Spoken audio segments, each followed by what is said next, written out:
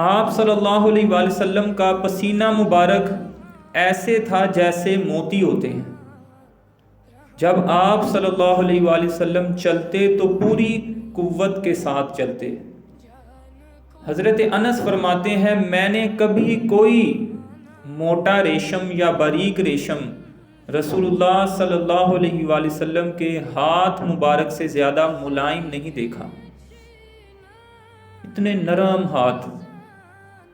اور نہ میں نے کسی مشک یا عنبر کو رسول اللہ صلی اللہ علیہ وسلم کے جسم اطہر کی خوشبو سے زیادہ خوشبودار پایا کہ نبی پاک صلی اللہ علیہ وآلہ وسلم کے جسم سے اتنی خوبصورت اور اتنی مہکتی خوشبو آتی تھی کہ اس جیسی خوشبو میں نے کبھی نہیں سونگھی.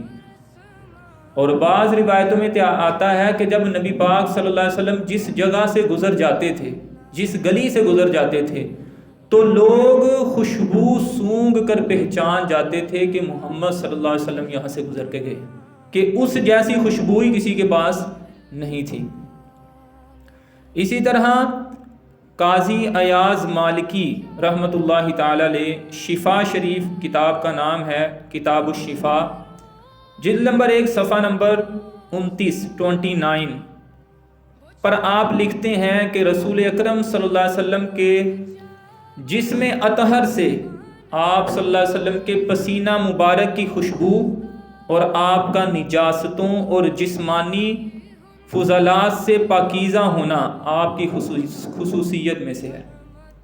یہ نبی پاک صلی اللہ علیہ وسلم کی خصوصیات میں سے ہے کہ دیکھیں نا، نبی پاک صلی اللہ علیہ وسلم کے لعاب دہن میں بھی شفا ہے. آپ صلی اللہ علیہ وسلم کے جسم سے جو پانی چھو کے گرتا تھا صحابہ اس کو گرنے نہیں تھے دیتے. آج یہ لوگ کہتے ہیں کہ تم یہ کیوں کرتے ہو، کہاں قرآن میں لکھا ہے، کہاں حدیث میں لکھا ہے کہ نبی نے اس طرح کیا ہے صلی اللہ علیہ وسلم. تو مجھے بتائیں کہاں قرآن میں لکھا ہے کہ نبی جب وضو کریں تو پانی نیچے نہیں تم نے گرنے دینا. پورے قرآن میں کہیں پہ بھی نہیں لکھا کہ جب نبی صلی اللہ علیہ وسلم وضو کریں تو تم نے پانی کو اپنے ہاتھوں میں تھام لینا ہے، چہرے پہ ملنا ہے، جسم میں ملنا ہے. یہ تو کہیں بھی نہیں لکھا. لیکن صحابہ کرام رضی اللہ تعالیٰ عنہم نے عمل کیا. یہ کیا ہے؟ عقیدت ہے، محبت ہے. تو ہر وہ کام جو عقیدت اور محبت کے ساتھ کیا جائے اور وہ شریعت کے کسی اصول سے نہ ٹکرائے، یعنی قرآن کی کسی آیت سے نہ ٹکرائے، حدیث سے نہ ٹکرائے، تو وہ نیا کام کرنا جو ہے وہ جائز ہے اور بلکہ باعث اجر و ثواب ہے. تو اللہ تعالیٰ نے آپ صلی اللہ علیہ وسلم کو ایسی خصوصیات سے نوازا جو دوسروں میں نہیں ہے. خلق سے اولیاء، اولیاء سے رسول، سب رسولوں سے اعلیٰ ہمارا نبی. اسی طرح نبی صلی اللہ علیہ وسلم کے پسینہ مبارک سے بھی برکت حاصل کرنا یہ ثابت ہے. اس کو صحیح مسلم شریف میں روایت کیا. حضرت انس بن مالک رضی اللہ تعالیٰ عنہ فرماتے ہیں کہ نبی پاک صلی اللہ علیہ وسلم حضرت ام سلیم کے گھر تشریف لے گئے اور ان کے بستر پر آرام فرما رہے تھے. جب حضرت ام سلیم رضی اللہ تعالی عنہا کو بتایا گیا کہ نبی پاک صلی اللہ علیہ وسلم تمہارے گھر بستر پر آرام فرما رہے ہیں، تو وہ آئیں اور آپ صلی اللہ علیہ وسلم کو پسینہ آ رہا تھا اور چمڑے کے بستر پر آپ صلی اللہ علیہ وسلم کا پسینہ مبارک جمع ہو گیا. حضرت ام سلیم رضی اللہ تعالی عنہا نے اپنا ڈبہ کھولا اور پسینہ مبارک پونچھ کر یعنی اکٹھا کرنا شروع کر دیا اور شیشیوں میں بھرنے لگی. پسینہ مبارک شیشیوں میں جمع کرنے لگی. آج کا انسان کہتا ہے کہ میں نبی جیسا ہوں، نبی ہمارے جیسے ہیں، تیرے پسینے سے سمیل آتی ہے. بندہ کہتا ہے جا نہا کے آ. لیکن حضور علیہ الصلوۃ والسلام کے جسم اقدس اور اطہر سے جدا ہونے والا پانی جو ہے اس میں شفا ہے اور اس میں برکت ہے. حضرت ام سلیم رضی اللہ تعالی عنہا نے شیشیاں بھر لی. نبی پاک صلی اللہ علیہ وسلم اٹھے، فرمایا ام سلیم تم کیا کر رہی ہو؟ عرض کیا یا رسول اللہ صلی اللہ علیہ وسلم نرجو برکتہ لِسِبْيَانِنَا، یا رسول اللہ صلی اللہ علیہ وسلم ہم اس پسینے میں اپنے بچوں کے لیے برکت کی امید رکھتے ہیں۔ یعنی صحابہ کا تو یہ عقیدہ ہے کہ نبی پاک صلی اللہ علیہ وسلم کے پسینے مبارک میں بھی برکت ہے اور شفا ہے، اور آج کا مسلمان کہتا ہے کہ نبی میرے جیسا، نعوذ باللہ۔ چند لمحوں کے لیے ٹھہرے تھے وہ جس پیڑ کے نیچے، سنا ہے آج تک اس پیڑ کا سایہ مہکتا ہے۔ کہ حضور علیہ الصلوۃ والسلام جس درخت کے پاس بیٹھ جائیں وہ درخت بھی خوشبو والا ہو جاتا ہے۔ تو سوچیں ابھی حضرت ابوبکر صدیق اور حضرت عمر فاروق رضی اللہ تعالیٰ عنہما نبی پاک صلی اللہ علیہ وسلم کے ساتھ ہیں، اور جو ان کو برا کہے تو اس کا ایمان جو ہے وہ کامل نہیں ہے، اس کے ایماندار ہونے میں شک ہے، بے ایمان ہونے میں پک ہے۔ سبحان اللہ۔ تو نبی پاک صلی اللہ علیہ وسلم نے جب یہ سنا نا کہ تم میرے پسینے سے شفا حاصل کرو گی، تو رسول اللہ صلی اللہ علیہ وسلم نے یہ نہیں فرمایا اے ام سلیم یہ کیا کر رہی ہو، قرآن میں تو کہیں نہیں لکھا۔ حضور علیہ الصلوۃ والسلام نے فرمایا اصبتی، اے ام سلیم تمہاری یہ امید درست ہے، اللہ تعالیٰ اس سے شفا عطا فرما دے گا۔ ان کی مہک نے دل کے گنچے کھلا دیے ہیں، جس راہ چل دیے ہیں کوچے بسا دیے ہیں۔ تو نبی پاک صلی اللہ علیہ وسلم کے جسم اطہر سے لگی ہوئی چیز سے برکت حاصل کرنا کس کا عقیدہ ہے؟ صحابہ کا رضی اللہ تعالیٰ عنہ، اور نبی پاک صلی اللہ علیہ وسلم نے اس کی تصدیق بھی فرمائی۔ اس سے یہ بھی معلوم ہوا کہ محبت اور عقیدت سے کسی کام کو کرنا جس سے دین اسلام اور شریعت مطہرہ کی عظمت اور رفعت میں کوئی فرق نہ آتا ہو، چاہے رسول اللہ صلی اللہ علیہ وسلم نے اس کا حکم بھی نہ دیا ہو، وہ کام کرنا کیا ہے؟ جائز ہے۔ اسی طرح بعض لوگ کہتے ہیں کہ غیب کا علم جو ہے صرف اللہ کو ہے، جو نبی کے لیے غیب کا علم مانے وہ شرک کرتا ہے۔ تو یہ یاد رکھیں کہ غیب کا علم صرف اللہ تعالیٰ کو ہے، اس میں کوئی شک نہیں ہے۔ ہر ایک غیب کا علم جو ہے کس کے پاس ہے؟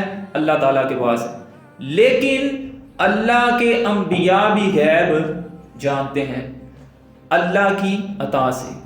اللہ غیب کا علم جاننے میں کسی کا محتاج نہیں ہے، انبیاء غیب کا علم جاننے میں اللہ کے محتاج ہیں۔ ما کان اللہ لیطلعکم علی الغیب ولکن اللہ یجتبی من رسلہ من یشاء۔ یہ جو لوگ یہ کہتے ہیں نا کہ غیب کا علم صرف اللہ کے پاس ہے اور کسی کے پاس نہیں، وہ تو جھوٹ بولتے ہیں۔ ہاں اگر وہ اس اعتبار سے کہیں کہ ذاتی غیب کا علم صرف اللہ کے پاس ہے پھر تو ٹھیک ہے، اور اگر وہ یہ کہیں کہ غیب کا علم اور کسی کے پاس نہیں ہے تو ایسا نہیں ہے، بلکہ یہ قرآن کے مخالف جا رہے ہیں۔ اللہ تعالیٰ نے قرآن پاک میں خود ارشاد فرمایا چوتھے اس بارے میں کہ ما کان اللہ لیطلعکم علی الغیب، کہ اللہ تعالیٰ کی شان نہیں کہ غیب پر کسی کو اطلاع دے، لیکن فرمایا ولکن اللہ یجتبی، لیکن اللہ جس کو چن لے، من رسولہ من یشاء، اپنے رسولوں میں سے، یعنی اپنے رسولوں میں سے جس کو چاہے اللہ تعالیٰ غیب کا علم عطا فرمائے۔ تو غیب کا علم ملنا یہ قرآن سے ثابت ہے۔ اب نبی پاک صلی اللہ علیہ وسلم کے لیے غیب کا علم ماننا یہ کیسا ہے، اس کے لیے ہمارے پاس کیا ثبوت ہے؟ تو سیدنا انس رضی اللہ تعالی عنہ فرماتے ہیں، صحیح مسلم شریف کی یہ حدیث ہے کہ سورج ڈھلنے کے بعد رسول اکرم صلی اللہ علیہ وسلم تشریف لائے، نماز ظہر پڑھائی، جب آپ صلی اللہ علیہ وسلم نے سلام پھیرا تو منبر پر کھڑے ہو گئے، تو رسول اللہ صلی اللہ علیہ وسلم نے قیامت کا ذکر فرمایا، یہ بتایا کہ اس سے قبل بڑے بڑے امور ظاہر ہوں گے، بڑی بڑی نشانیاں جو ہیں نبی پاک صلی اللہ علیہ وسلم نے بتائیں کہ قیامت آنے سے پہلے یہ کام ہوں گے، اور ساتھ ہی یہ فرمایا من احب ان یسألنی عن شیء فلیسألنی عنہ، جو شخص ان کے متعلق مجھ سے پوچھنا چاہتا ہو وہ سوال کرے۔ اللہ کی قسم میں جب تک اس جگہ پر کھڑا ہوں تم جس چیز کے متعلق بھی مجھ سے پوچھو گے میں تم کو اس کی خبر دوں گا۔ اب یہ کون فرما رہا ہے؟ نبی پاک صلی اللہ علیہ وسلم۔ جب کسی بندے کو کسی چیز کے بارے میں پتا ہو پھر ہی کہتا ہے نا کہ مجھ سے پوچھو میں تمہیں اس کے بارے میں بتاؤں گا۔ تو یہ تو بتا بھی نبی پاک صلی اللہ علیہ وسلم رہے ہیں کہ جن کی زبان سے صرف حق بات ہی جاری ہوتی ہے۔ تو حضرت انس بن مالک رضی اللہ تعالیٰ عنہ فرماتے ہیں کہ جب لوگوں نے یہ سنا تو انہوں نے بہت رونا شروع کر دیا، اور رسول اللہ صلی اللہ علیہ وسلم بار بار یہ فرماتے رہے، سلونی سلونی سلونی، مجھ سے پوچھو، جو بھی پوچھو گے تمہیں بتاؤں گا۔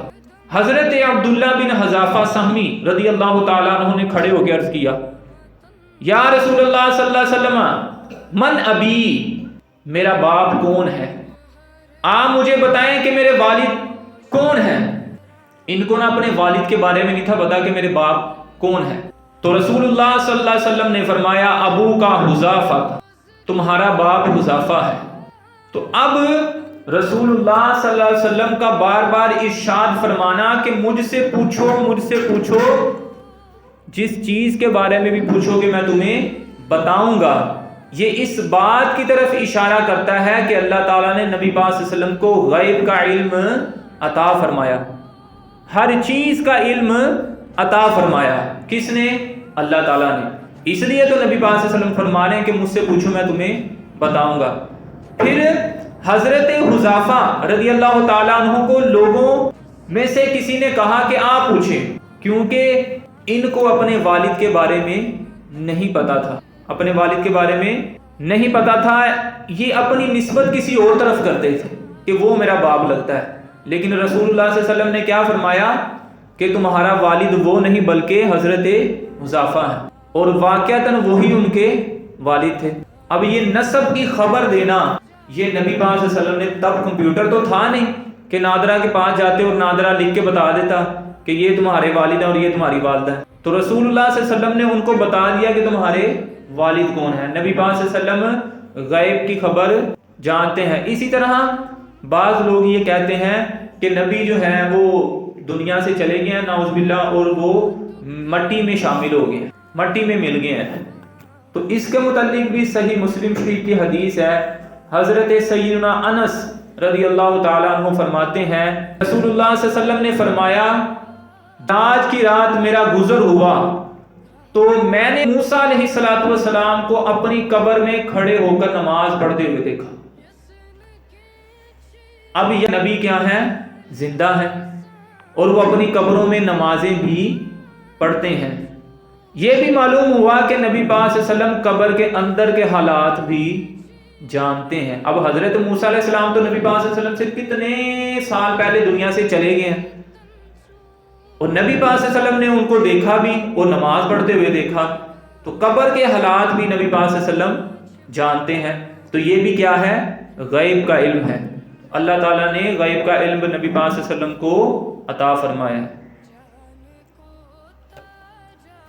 اسی طرح نبی پاک صلی اللہ علیہ وآلہ وسلم کی دعا کی برکت کہ رسول اللہ صلی اللہ علیہ وسلم نے بعض مواقع پر صحابہ اکرام کے لیے دعا فرمائی،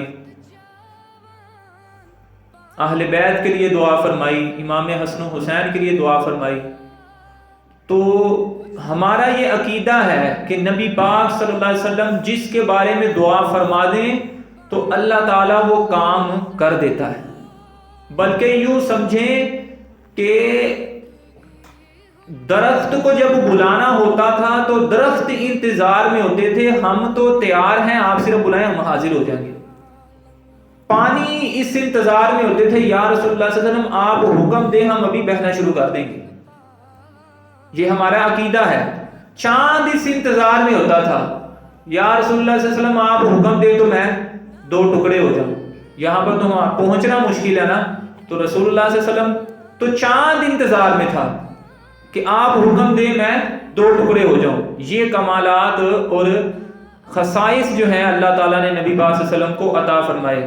تو حضرت سیدنا انس رضی اللہ تعالیٰ عنہ فرماتے ہیں کہ میری والدہ مجھے نبی پاک صلی اللہ علیہ وسلم کی خدمت میں لے کر حاضر ہوئی، اور عرض کیا یا رسول اللہ صلی اللہ علیہ وسلم ھذا انیس، اے اللہ کے نبی صلی اللہ علیہ وسلم یہ میرا بیٹا انس ہے رضی اللہ تعالیٰ عنہ، میں آپ صلی اللہ علیہ وسلم کے پاس اس کو آپ صلی اللہ علیہ وسلم کی خدمت کے لیے لائی ہوں، آپ اللہ تعالیٰ سے اس کے لیے دعا فرمائیں۔ اس سے پتہ چلا کہ دوسروں کو دعا کا کہنا چاہیے، دوسروں کو دعا کا کہنا چاہیے۔ تو آپ عرض کر رہی ہیں یا رسول اللہ صلی اللہ علیہ وسلم میں ان کو آپ کی خدمت میں لائی ہوں، کس لیے؟ تاکہ یہ آپ کی خدمت کریں، اور دوسرا یا رسول اللہ صلی اللہ علیہ وسلم آپ ان کے لیے دعا کر دیں۔ تو اب دیکھو ذرا، آپ صلی اللہ علیہ وسلم نے ارشاد فرمایا اللہم اکثر مالہ و ولدہ، اے اللہ اس کے مال اور اولاد کو زیادہ کر دے۔ حضرت انس فرماتے ہیں رضی اللہ تعالیٰ عنہ، جب نبی پاک صلی اللہ علیہ وسلم نے یہ دعا فرمائی فواللہ، فرماتے ہیں اللہ کی قسم میرا مال بہت زیادہ ہوا، اور آج میری اولاد اور اولاد کی اولاد 100 سے زیادہ ہے۔ اب یہ کس لیے برکت اتنی بڑھ گئی؟ نبی پاک صلی اللہ علیہ وسلم نے دعا فرمائی۔ تو صحابہ کرام رضی اللہ تعالیٰ عنہم اپنی اولاد کو بارگاہ نبوی میں پیش کر کے ان کے لیے دعا کراتے تھے۔ حضرت انس رضی اللہ تعالیٰ عنہ نے قسم کھا کر فرمایا کہ رسول اللہ صلی اللہ علیہ وسلم کی دعا کی برکت سے میں بہت مال والا، بڑا پیسے والا اور بڑی اولادوں والا ہو گیا۔ یہ کس طرح ہوا؟ نبی پاک اور حضور علیہ الصلوۃ والسلام نے دعا فرمائی تو سینچری سے بھی زیادہ ان کی آگے اولاد اور نسل جو ہو گئی، کتنا ان کو اللہ تعالیٰ نے مال و دولت بھی عطا فرمایا۔ اجابت نے جھک کر گلے سے لگایا، دلہن بن کے نکلی جب دعائے محمد، یعنی حضور علیہ الصلوۃ والسلام جب کسی کے لیے دعا فرما دیں تو اللہ تعالیٰ اس کو قبول فرما دیتا ہے، رد فرماتا نہیں۔ اس لیے ہمیں سب سے زیادہ اللہ کے بعد کس سے پیار کرنا چاہیے؟ نبی پاک صلی اللہ علیہ وسلم سے۔ یہ سرکار کا در ہے۔ بعض لوگ کہتے ایسے ہوتے ہیں، کہتے ہیں مدینے میں جاؤ نا تو صرف اللہ سے مانگو۔ حقیقت یہی ہے کہ اللہ سے مانگنا چاہیے، لیکن نبی پاک، بلکہ میں تو یہ کہتا ہوں کہ آپ گھر میں بھی بیٹھے ہیں، مدینے نہیں بھی پہنچے، ہر ایک کی اپنی عقیدت اور محبت کی بات ہے۔ آپ صرف ایک کاغذ کا ٹکڑا لیں، کاغذ کے ٹکڑے کے اوپر لکھیں یا رسول اللہ صلی اللہ علیہ وآلہ وسلم، اتنا لکھ دیں، اور اس کاغذ کے ٹکڑے کو ہاتھ میں پکڑ کے اور صبح صبح اٹھیں آپ، جب ہر وقت ہر طرف جو ہے نا خاموشی ہوتی ہے، آپ اس کاغذ کو ٹکڑے کو ہاتھ میں لے کر اور دعا کریں اور اللہ سے عرض کریں یا اللہ یہ تیرے رسول کا نام میرے ہاتھ میں ہے، اللہ اس کی برکت سے مجھے شفا عطا فرما دے۔ اللہ یہ تیرے نبی کا نام ہے، مجھے پتا ہے یہ تجھے سب سے زیادہ محبوب ہے، اللہ ان کے صدقے سے مسلمانوں کی مدد فرما دے، اللہ ہماری بیماریاں دور فرما دے، تو پھر انشاءاللہ اللہ تعالیٰ اس نام کے صدقے سے کام کر دے انشاءاللہ۔ تو یہ محبت اور عقیدت کی بات ہے۔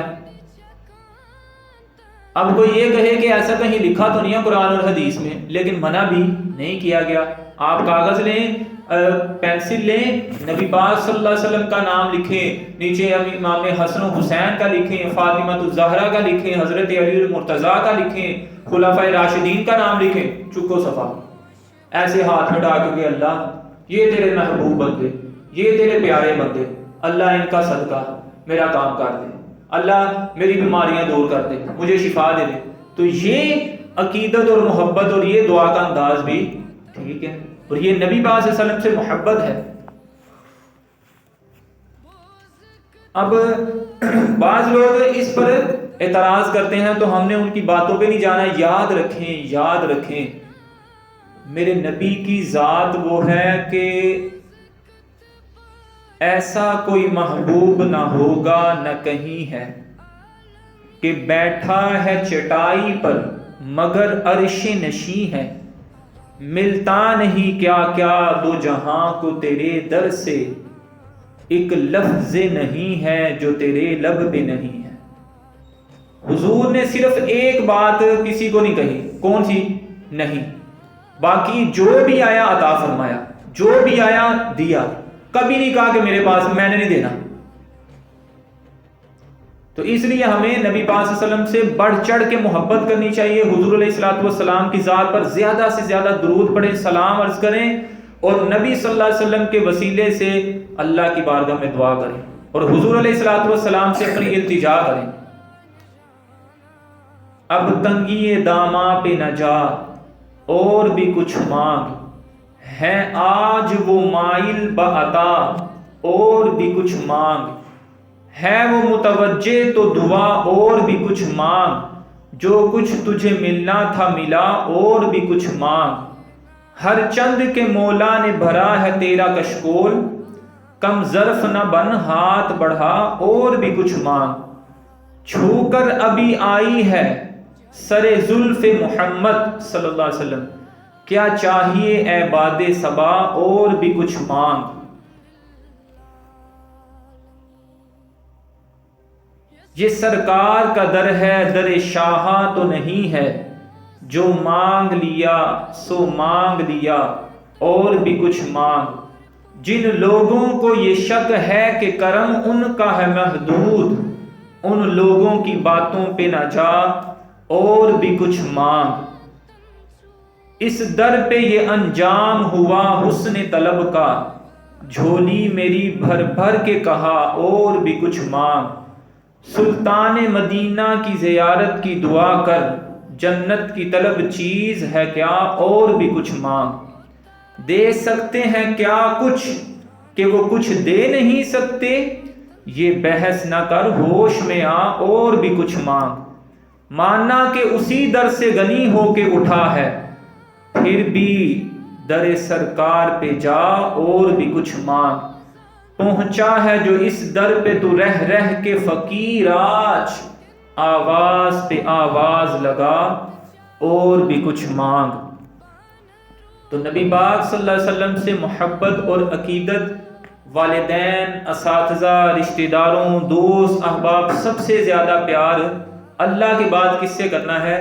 نبی پاک صلی اللہ علیہ وسلم سے۔ اسی میں ہماری کامیابی ہے، دنیا میں بھی، قبر میں بھی، حشر میں بھی اور آخرت میں بھی۔